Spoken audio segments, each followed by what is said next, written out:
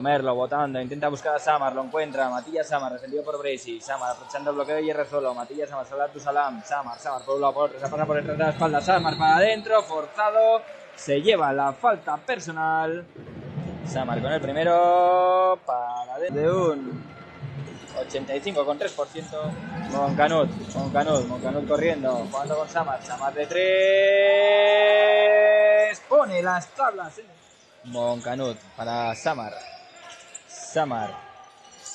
se levanta también de 3, triple de Matías Samar, el gerundense con Hargindey para Samar, que se encuentra con Iglesias, la pelota para Samar, defendido por Rodrigo Gómez, 6 de posesión, Samar, amaga, un pasito para atrás, step back, se intenta levantar de 3 con Gómez delante, vaya triplón, buscar a un compañero.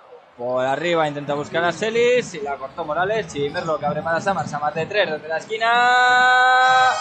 ¿Cómo está Matías Samar? 16 puntos para él. Con Oriol Pozo, Rubín de Celis. A punto de perder, la pierde. Falta personal. Temporada 85,3%. No. Va con el segundo. El segundo también. Salam, que juega con Figueroa. Figueroa se mete para adentro. Abre para Abdulsalam. Más grande que Moncanud, que es quien le roba la pelota.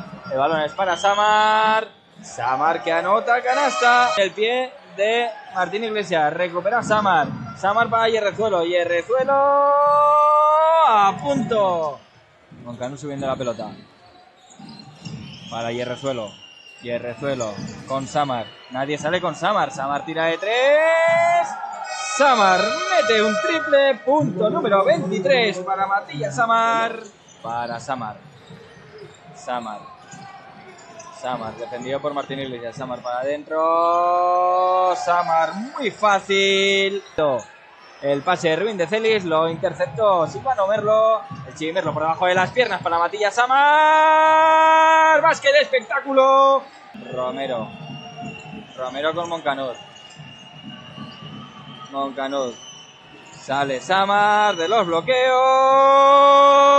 Pero ¿cómo está Matías Samar? Que juega con Samar sale corriendo. Samar abre para Romero en la esquina, amaga con el triple, se mete para adentro, abre para Morales, picadito para Samar, que amaga con el triple, pasito para atrás de Matías Samar.